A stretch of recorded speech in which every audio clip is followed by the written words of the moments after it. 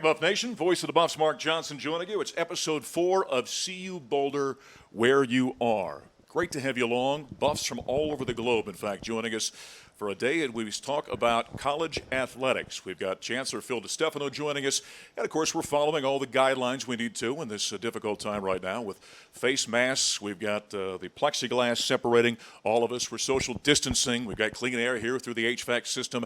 We come to you from the Champion Center. We're going to be talking about what right now is a very challenging time for athletics, not only here at the University of Colorado, but really across the nation. We're going to talk with Rick George, the athletic director here at CU. He'll be joining us in a few minutes. And also Carl Durrell, the new football coach. Many of you maybe have not had a chance to meet Carl to this point, but he certainly has had a challenging start to his tenure as a head football coach here at the University of Colorado. So let's bring in the chancellor right now here at CU, Phil DeStefano. Phil, great to see you. Great to see you, Mark. Yeah, challenging time at this point. I think probably the number one question for anybody tuning in that is interested here at CU, and certainly as this is an athletic show today, is are fall sports going to happen in college athletics here at CU? Great. Well, first of all, Mark, I want to thank you for hosting today and for all you do in really creating and strengthening the connections between our fans, the athletic department, and the university. You know, we've said all along that health and safety of our student athletes are our top priorities. And Rick George and his staff have really done a tremendous job at getting health and safety protocols in place that are at the forefront nationally. But you know, COVID and public health guidelines will really determine, when and how we play fall sports. However, we're preparing for a 10-game football season of conference only that begins on September the 26th. And for other fall sports, the conference will release schedules sometime in August with the season beginning at the end of September. We're looking forward. We just had a look at that schedule there for 2020 that the Pac-12 just released, in fact, here just in the last week. You're going to look at it with Oregon, Utah, Arizona, SC, Arizona State, and Washington on one side of the ledger. UCLA, Stanford, Oregon State, Washington State. And then, of course, if we could so boldly be thinking about a Pac-12 championship game as well. So, and I know that's of great concern to a lot of fans right now is the opportunity potentially to get to Folsom Field. So we'll have to wait and see about that. Phil, you talked a little bit about the student athletes and what we're doing for them here at the University of Colorado. The health and safety, I know, is always paramount for you. I know you've got a number of actions in place to ensure their safety when they finally get here to campus. So, Mark, our students, first of all, they're working in small groups to promote physical distancing and to limit contact. And our training and facility staff are making sure that workout equipment and spaces are disinfected between each cohort that comes in. Our medical staff, they've done a tremendous job and they have protocols in place for testing and symptom checks. Rick George and his staff, they're doing everything that they can to really keep our student athletes safe. And as far as nutrition, Rick just brought me upstairs where I was watching them do the grab and goes for our student athletes. And, student athletes can call in and order what they want, let's say for lunch, and then pick it up here at the Champion Center and really not meet anybody at all. So it's really, as I said, Rick has done a tremendous job with his staff in making sure the student athletes in all sports are healthy and doing safeguards. I think it's interesting. Here at the University of Colorado, frequently we use the phrase shoulder to shoulder. And I think throughout this entire ordeal so far, as challenging as it has been, you can kind of see with what Phil from the university side, Rick George on the athletic side, and everyone's really working hand in hand, or shoulder to shoulder, if you will, to ensure the safety of students coming back to campus and certainly student athletes as well. Phil, I know that you just entered a 2-year term as the chair of the Pac-12 CEO group of chancellors and presidents. Talk a little bit about that. I imagine it's a very challenging time, obviously, right now for that group, but when you look back over the course of that 2 years, what are you most proud of, and how about that group moving forward at this point? Yeah, thanks, Mark. And what I'm most proud of as the chair of the Pac-12 is really bringing together the chancellors and the presidents, the athletic directors, to work collaboratively with the conference office, and to really be transparent about things. And I believe that that's really helped from the standpoint of getting information across to all parties of how we operate. It's been a great time being chair, and I believe, just that transparency, working together collaboratively, we've made some real strides, especially during this COVID-19 season. I'd have to imagine as well, just to kind of follow up with that, we talk about the collaboration here at the university. From a conference standpoint, all the 12 entities plus the commissioner's office have really got to work hand in hand in moving forward in kind of an uncharted territory, isn't it? That's exactly right. It's exactly right. And we're on the phone quite a bit, and certainly, different institutions have different issues. I mean, right now, obviously, with the California schools, UCLA, USC, Stanford, and Cal, just going through the COVID crisis, which is much worse in California and Arizona than it is here in Colorado. Yeah. Phil, keep up the good work. We appreciate your leadership. Thank you, Mark. It's always a pleasure to be with you. All right, that's Chancellor Phil DeStefano as we continue on CU Boulder, where you are, where we're going to step aside and get a look at Colorado athletics before we bring in athletic director Rick George. But right now, let's take a peek inside the Buffs athletic department. What is a champion? Is it someone who conquers? Who has defeated all opponents in competition? Someone who reaches the peak of achievement? Who stands victorious at the pinnacle of success? Someone who wins? It's hard to argue with that. Champions stand stoic, undaunted, confident in their abilities and in their training. Champions approach each challenge, however great, with fearlessness, certain that they will come out victorious. And they do. Champions win. Time and time and time again. And forged upon the backs of champions, the foundation to something greater is built. An ideal, a belief so undeniable in its truth, so unshakable in its conviction, that it refuses to topple, refuses to give up, refuses to give in. Because the greatest champions represent more than just themselves. United by a common thread, together they stand and they fight.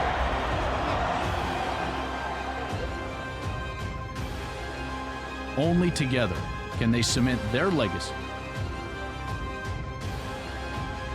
setting their history forever in stone.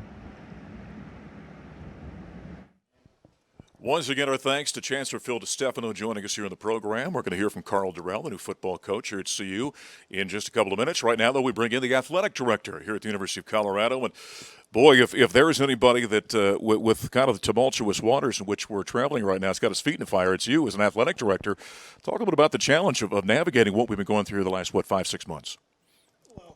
You talk about somebody that's got a lot on his plate. That's the chancellor. Yeah. And we got the best chancellor in the country, and he's done an amazing job of keeping things going here. And, as you said earlier, the collaboration that we've had with campus has been really good for us, and it's helped us kind of chart our path moving forward. And, yes, there are a lot of challenges, but I know our challenges are small in comparison to what the chancellor is dealing with on a daily basis. Rick, there's so much uncertainty in regards to what's going on in college athletics in terms of fall sports. And I asked Phil this, I'll throw it at you. Your confidence in terms of what fall sports, if it's going to happen, what it's going to look like.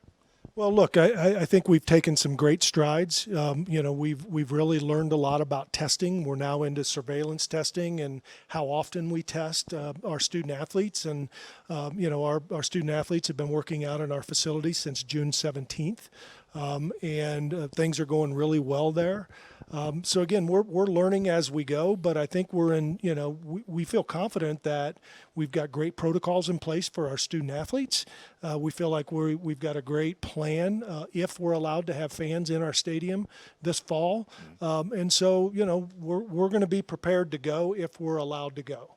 and we've been working very hard with our team in putting ourselves in a position to be ready to go when it's time to go. You and I have talked before, and one of us used the analogy that right now it's like the goalposts are moving all the time. When you think you've got a plan set, circumstances change. You just mentioned fans. At this point, do you have a sense what kind of timeline will that decision be made on, and what's going to go into that? No, again, I think we've done some really good things. We've pushed our schedule back until September 26th, which I think makes a lot of sense, and we're playing conference games, and so we know that the protocols in our testing and all the protocols that we have will be consistent across the board, which I think was really smart.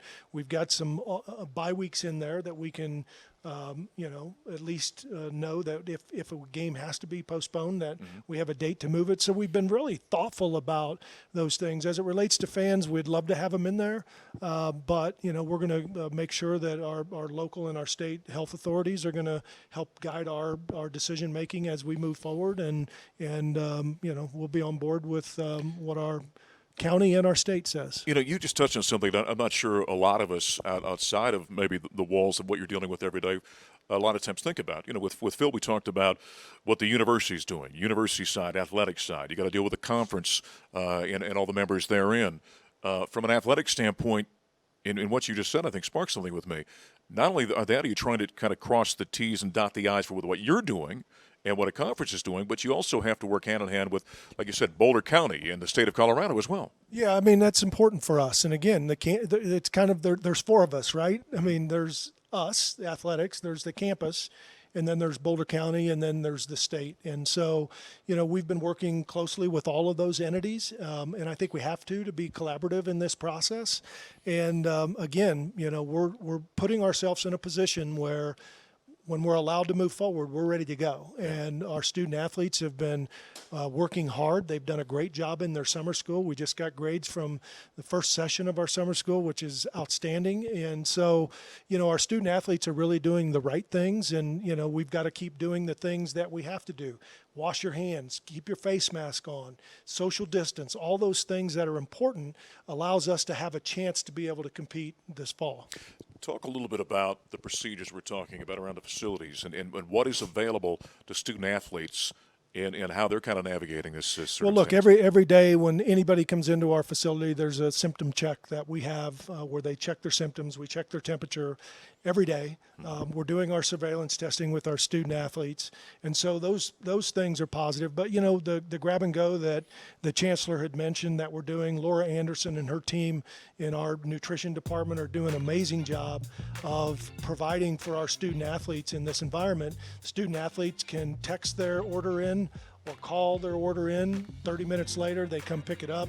So we're properly nutritioning them. Our mental health staff is doing an amazing job. Rachel Walker, we're doing all of our telehealth remotely with our student athletes. That's gone extremely well. We're providing those resources for our student athletes. Academics, the way we do our tutors, all of that's done remotely. It's going extremely well. The grades that we've had from the spring semester and the first session of summer school have been outstanding, and I think it's because of we've adapted. And I've said this for a couple months. We're going to be better on the backside of this because of the things that we're learning as we move forward. How we can communicate, doing this remotely. With people around the country and the world, we're going to learn a lot from this, and it's going to make us better. Yeah, we mentioned we've got not only a lot of alums and fans, of course, at the University of Colorado around the country, but around the world. We also got a couple of poll questions we want to get to throughout this. I want to throw one out right now, and you can go ahead and see if you can answer the poll question. We'll give you some of those results as we work our way through the program. Only 2 schools can boast that they've won a national championship in football, had a Heisman Trophy winner, a U.S. Open golf champion, a U.S. Supreme Court justice, and at least one man that either walked on the moon or traveled there to and from. Who are the 2 schools that can make those claims right there? Answer A is Colorado and Michigan. B is Colorado and Syracuse. C is Stanford and the University of Chicago. And D is Colorado and Texas. You know the answer to that one? Don't blurt it out. Don't blurt it out? Don't blurt it out. Okay, I won't. Do you know the answer? I know half the answer. We can all guess half the answer, right? You touched on something when I asked you about the services available to student athletes. And one thing that's been so important here in recent years at the University of Colorado, and Rick has been a great proponent of this, is mental health. Now, as we're going through kind of these rough waters as we talk about, that's becoming increasingly important, not that it wasn't before, for student athletes and what they're dealing with. And that's been a huge push as well, even beyond what you've been doing previously. Right, and fortunate for us, we really ramped up our team because of the donors that have been out there and have supported this program, and they know how important. But, let's face it, all around the country, the mental health impact that this is having on young people, not just college student athletes, but high school student athletes and other. This is also something that we need to pay attention to. And so we've devoted a lot of our resources to making sure that our student athletes have somebody in our psychological health performance department that they can reach out to and talk to. We've created a hotline just for student athletes and coaches. So in the off hours that they're able to get help if they need help. We've created a group called the Boulder Buffaloes, which is a group of student athletes that are peer advocates. We're working hard to ensure our student athletes have the right resources they need, regardless of where they're at in the continuum of what's going on. Yeah, former CU soccer star J.J. Tompkins was a big part of Boulder Phenomenal. Buffs. And the phrase we've heard so often around here, it's okay not to be okay, and they've done some phenomenal work with that student-led group. How much do you hear from students and student athletes at this point in time, Rick, and kind of get their feedback about where this is all going? Well, I'm starting to see more of them because I run into them when they're all crowded around, social distancing outside of our building, waiting for their food. So I get a chance. I just saw a couple of our women's soccer players this morning, and I was able to talk to them about, one of them's coming back from an ACL injury. And so, that's the thing I miss the most. And that's the thing that I come to work for every day is our student athletes and to support them. So being able to see them, knowing that they really want to compete, it gives us a lot of motivation to make sure that we provide the right things that allow them to have a chance to compete. You touched on it a moment ago. I gave you a chance to brag on what has happened academically within this athletic department. You touched on it a moment ago, but it really has been a phenomenal stretch what's been happening in the classroom with Buff athletes, isn't it? Yeah, it really has. It's been a great stretch, and you can see we're getting all academic awards from our conference and the NCAA. Chris Livingston and her team do a phenomenal job. I think the structure that the chancellor put together where Chris and her team have a dual report to me and to the provost, I think makes a big difference. And again, it's that collaboration that we have on campus that I think is allowing us to achieve the success that we're having. And our student athletes are thriving, and our responsibility is to make sure that we continue to do the things necessary that allow them to succeed. As you mentioned, you got so many irons in the fire, but just a number of months ago, you brought on a brand new football coach. How have you been able to kind of come alongside Carl Durrell with what has been, I think, an unprecedented transition to a new position like he's had? Well, it is unprecedented. And look, he probably had 15 days before COVID hit that he was in the job. So not being able to interact face-to-face with a lot of student athletes has been challenging. But what I've learned about Carl is he's going to maintain a calm. And I think you're going to see that in his team and his players. He knows what he's doing. He knows what the vision is. He knows what the plan is. And I think his student athletes do. And I think they've rallied around him. And, I'm looking forward to this football team and what they're going to be able to achieve. Lastly here, we had the graphic. If we could get the football schedule up on and let the folks see that once again. Rick, talk a little bit about, from a conference standpoint, kind of the mindset and the thinking behind what ultimately ends up being a 10-game conference schedule.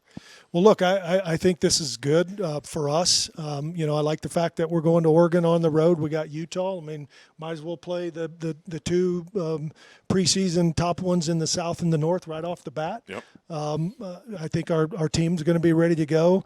I like the fact that we're home for Halloween. We get to play Arizona State, so we can all go trick-or-treating after the game.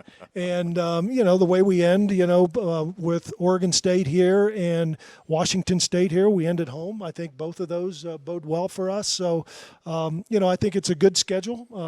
And again, it was one of those that, the conference has done a really good job of working with our teams to make sure that we got a schedule that we think is fair and consistent across the board.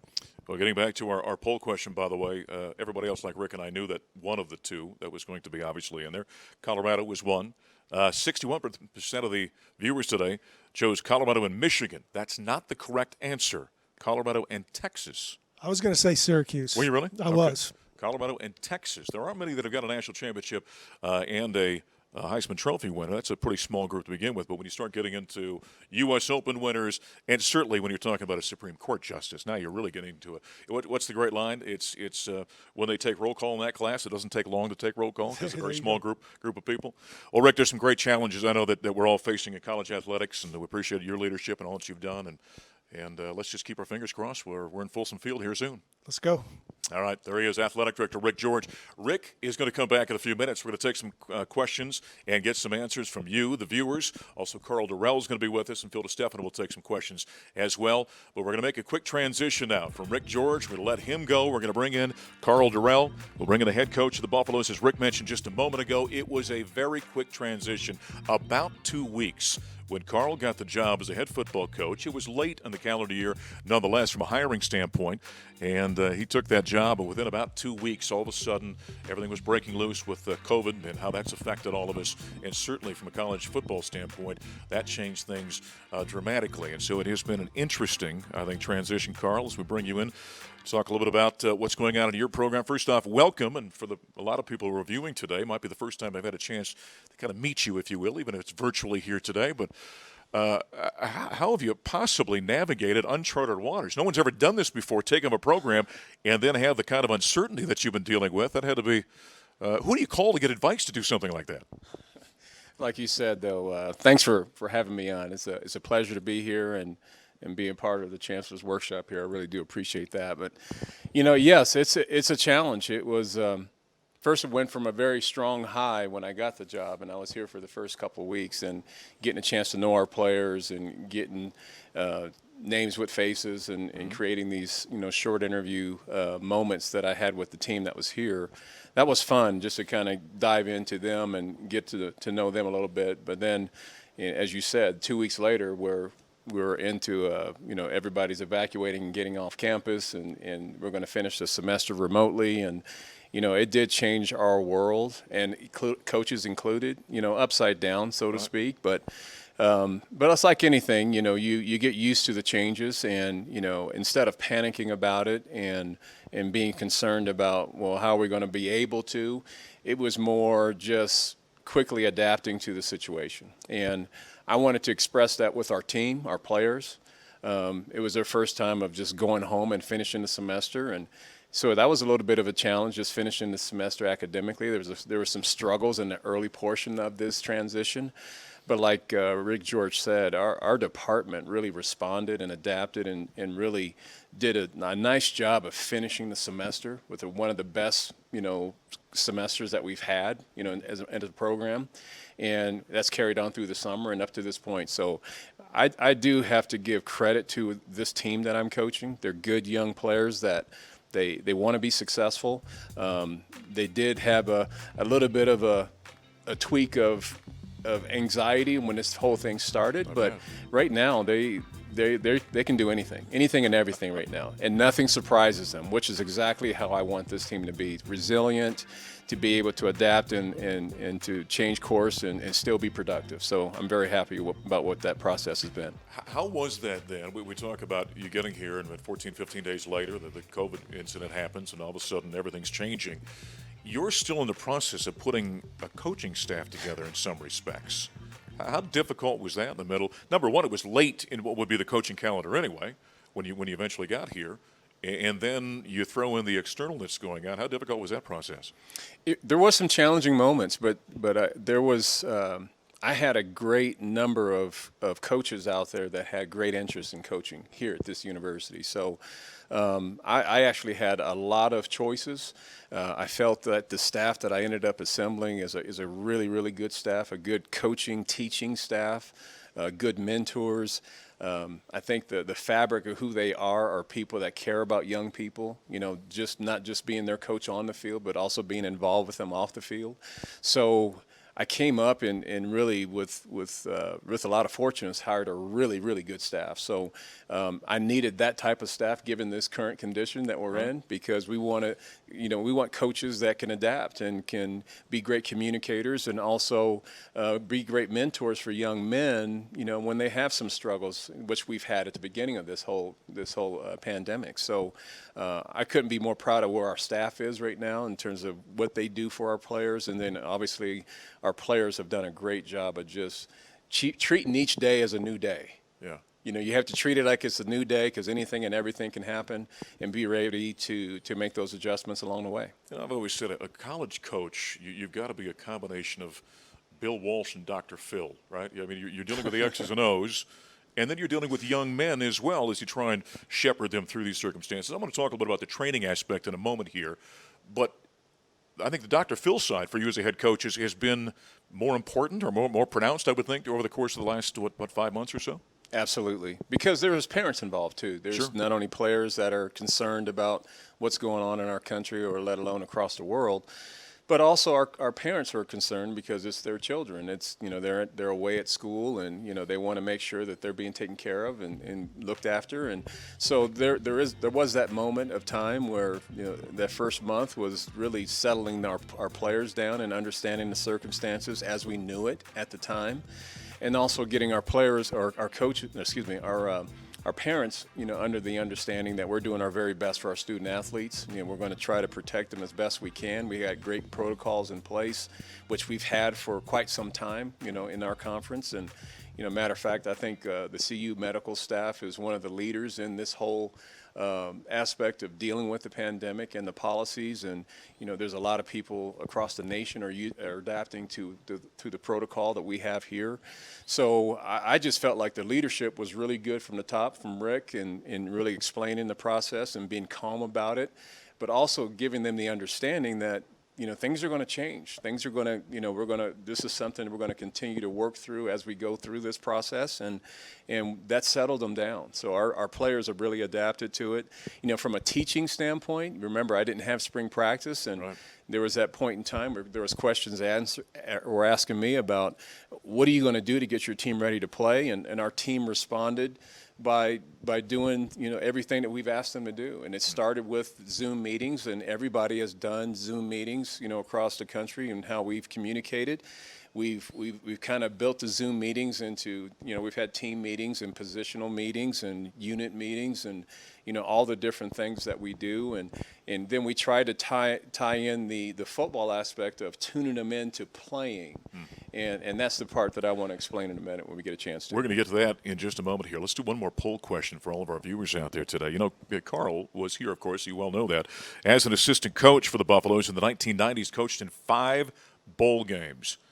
We're going to ask you not to cheat here and Google the answer on this, okay? But off the top of your head, what were the Buffs' records in those bowl games when Carl was an assistant coach? 5-0, 4-1, 3-2, or 2-2-1? So there's your poll question right now. We'll give you the answer coming up in a couple of minutes. You talked about what you've tried to do to get the young men ready to play football this year. And here we are with a virtual event right now. And it's good that you're dealing with a generation that plays video games, right? Because Absolutely. You kind of borrowed that mindset, that skill set, if you will, to help these guys get ready. Take us through it. That is absolutely correct, Mark. Our players, they're young players, young kids that, in their spare time, they're either on Xbox games and doing some Xbox games on the TV, or PlayStation games, whether it's Tiger Woods or Madden and things of that nature. Sure. We decided that there was a product out there that could test our student athletes on football-related information from a game perspective. And for example, we wanted our defensive adjustments to be made when they could recognize a formation or there was a motion involved, and were they able to make those quick adjustments as in real time, as if they were playing in the game. Mm-hmm. So we did present that mechanism about 2 or 3 weeks ago. We had obviously a tremendous run of just doing normal Zoom meetings. Now we wanted this interactive part. And so it does measure their time element in terms of their answers. It will tell them right away whether they got the answer wrong or right. And I think we've got a video that kind of illustrates it, right? Absolutely. So if we would kind of share the screen. So here's an example on the defensive side of the ball of this tool. And there's 4 reps here, and you can see that there's timing elements to it. So what motion is this is the question, and then the player would click continue, and then he'll get to a countdown. Okay, there it is. That starts, and he'll see the information, okay, about, all right, then he has to make a quick assessment, what was that motion? Okay, and then the answer would be at the bottom. If he clicked the right answer, it would light up green. If he clicked the wrong answer, it would light up red. All right. Here's an example of going into a 4x1 empty formation. Okay, you can see these different things, and you see the answers are down at the bottom of the screen. Right. And you can see that for that example, the answer was wrong because it lit up red. Okay. So this is the type of things that we're doing with our players right now. So here's just an example of 4 questions. You see 2 of them were correct and 2 of them were incorrect. So that's a 50% accuracy. That's not great football right now, playing at 50% accuracy. So we need to make sure we're 100% on that. But that was just the example that I wanted to show you, is that we're trying to get our players to put themselves in the game so that they can understand their job, their role. We do this by position. So the quarterbacks have a series of information that they're looking at, just like the offensive line would, the defensive line, the linebackers. So it's all position specific, but it's asking them pertinent information about things that they should know and should be able to spit and recall as quickly as they can. So we're trying to test how fast they can give us the information and their accuracy in doing that. So there's a lot of reps. The players love it because you see guys where we can actually see their, under their profile. Like if we had Sam Neuer, for example, quarterback, and they'll show that he's taken the test 100 times and he's got it. It'll kind of give you the graphic about what is his percentages of his questions that he did correctly versus incorrect. So they take a great deal of pride of getting it done correctly, so that at the very last time they do the rep, they're 100%. So it's a good teaching tool. I think no matter what you're talking about, the mental reps are always going to be important, whether you're talking about football or broadcasting or being a CPA. You got to know what you're doing. Football is such a physical game, though. I'm wondering, once you're allowed to get guys back in the field, how do you help them in that transition, being that, like you said, there was no spring ball. They haven't gone out there and played real physical football in a long time. How are you going to approach that when it finally happens? That's a great question as well. And as you know, we haven't really played a down of football since November. Right. So if you think of it that way, we missed all of spring practice, and now we're starting walkthroughs and stuff this summer, training camps in 2 weeks. So we feel as coaches and as players, there might be a little bit of a rust, a little bit of a transition of getting back into it from a conditioning standpoint, but we feel that transition and that rust will just quickly eliminate just as we get going. So, the whole goal for us in camp is that our players have done such a tremendous job with knowing the information on offense and on defense and special teams, is that now that we're in the process of doing walkthroughs and going on the field, it's now just a matter of tuning it up. Okay, knocking the rust off instead of really learning the information. Yeah. So we feel we're in pretty good shape from that standpoint. So we have between now and our first game in September 26th when we play Oregon, that we're going to be really ready to go and fight and do a great job of having a great year. By the way, back to our poll question for a quick second. We asked while Carl was here as an assistant coach, the Buffs were in 5 bowl games. During those 5 games, they went, do you know the answer? We won a lot. I know that. Won a lot of them. In fact, 4 of the 5, actually. So while Carl was here as an assistant coach, they went 4-1. It was a pretty good period of Colorado football back then. Yep. Yeah. Yeah, the one loss was, if I remember, was the Syracuse game, the Fiesta Bowl. Okay. Lost to the Orange in that one. Still stings. Though I was going to say, those coaches never forget those losses. They live more and suffer over those more than you do the joy of the victories, don't you? I don't know why we think that way, but you're absolutely correct. We do. Real quick, before we bring Rick George and the Chancellor back in for some questions, I wonder about the transition, Carl, that you've gone through and the challenges. If a new coach comes in, there's always, you're trying to learn them, they're trying to learn you. I'm wondering if kind of this adversity has brought this team together quicker than maybe it would have under normal circumstances. I think you're absolutely correct. Because of from the onset, we didn't panic about the circumstances that we dealt with. I remember when Rick addressed our whole student athletes at the Coors Event Center, And a couple of my players, I just chime in, and if we have time to, a couple of them were asking right at that time when we were saying that we're getting ready to let everybody go. They wanted to go right now. They said, "Can we leave now?" And it's funny how we went from a very, anxious, anxiety-ridden time frame at the early onset of it to now they're educated about the process. They've done such a great job of understanding our social distancing policies and understanding this bubble that we're working with, how their actions outside of this building really affect the circumstances of our football team. So they understand that they have to be very protective when they're not in this building, taking care of each other. They've learned that process. I'm really proud of what they've done at this point. So my hat's off to, I think, the leadership of our programs, which is obviously Rick George, and we've just done a great job of educating these young men.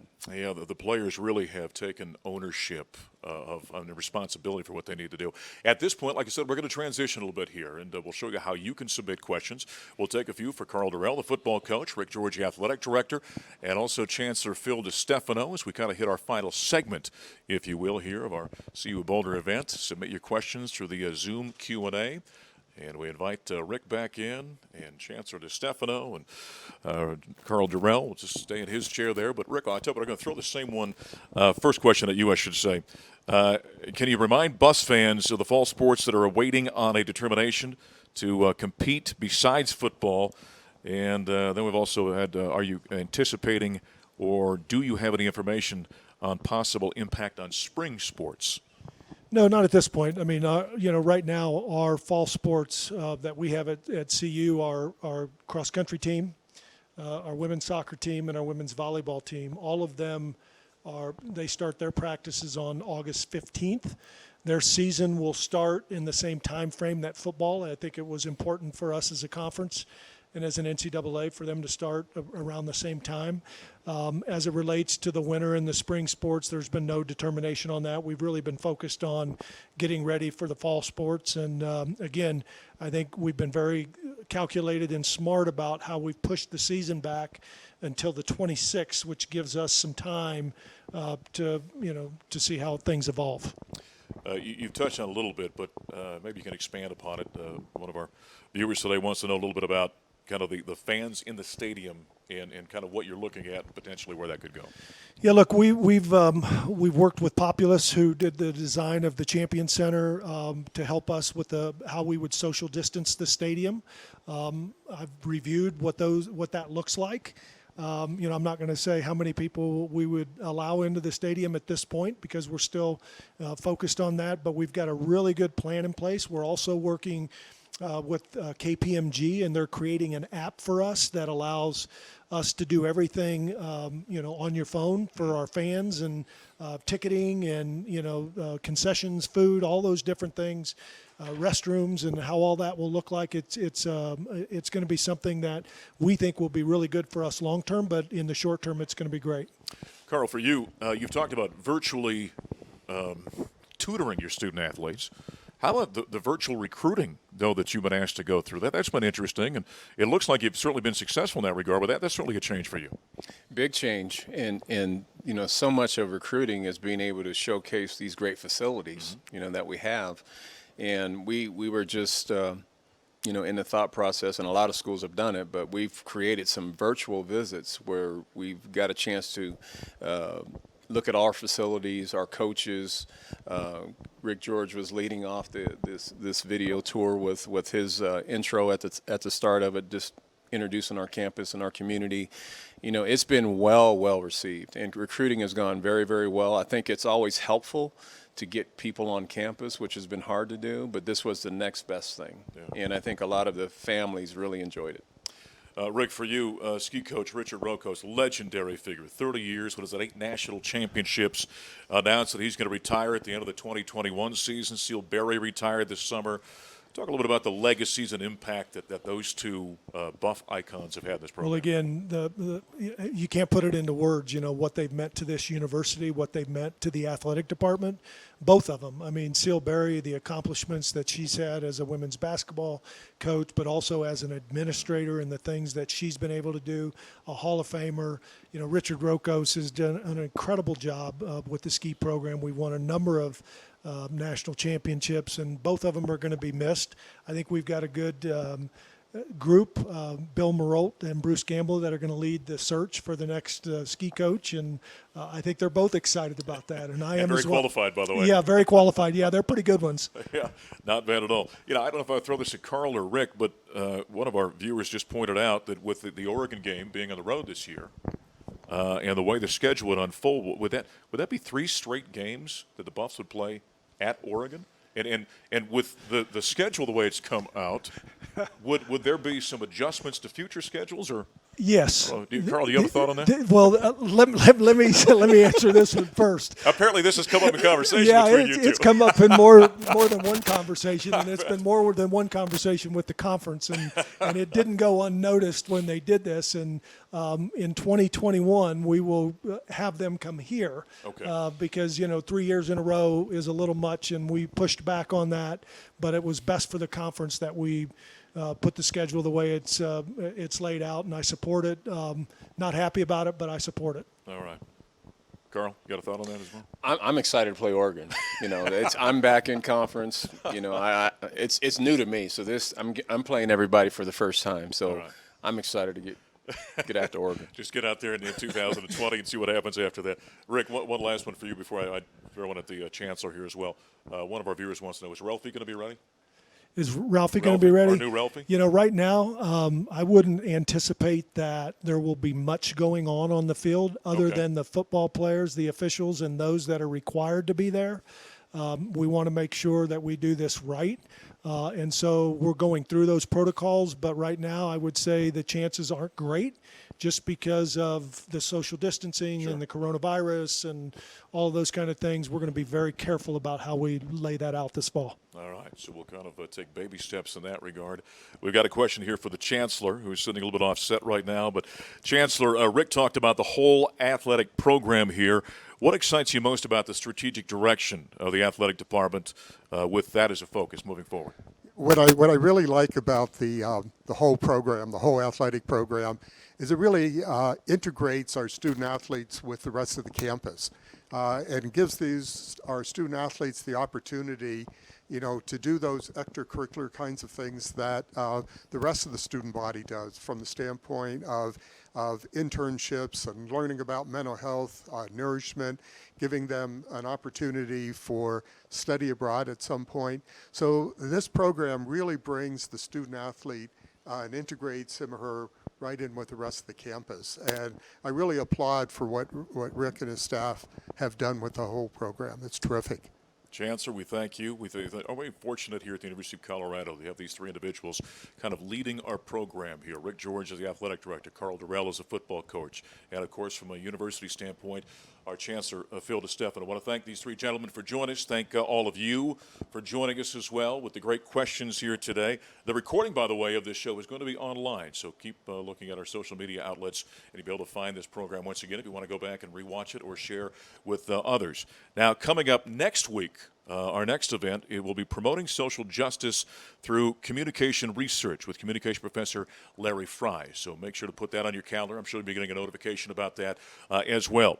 Before we go, though, I want to mention that the CU Library is putting together a great list of resources about what we've been talking about here today. So stay tuned to learn more from Claire Woodcock. That's coming up here on the stream. I'm Voice of the Buffs, Mark Johnson. We thank you for joining us. We're keeping our fingers crossed. We're talking football here in the very near future here at the University of Colorado. We'll talk to you next time, and go Buffs.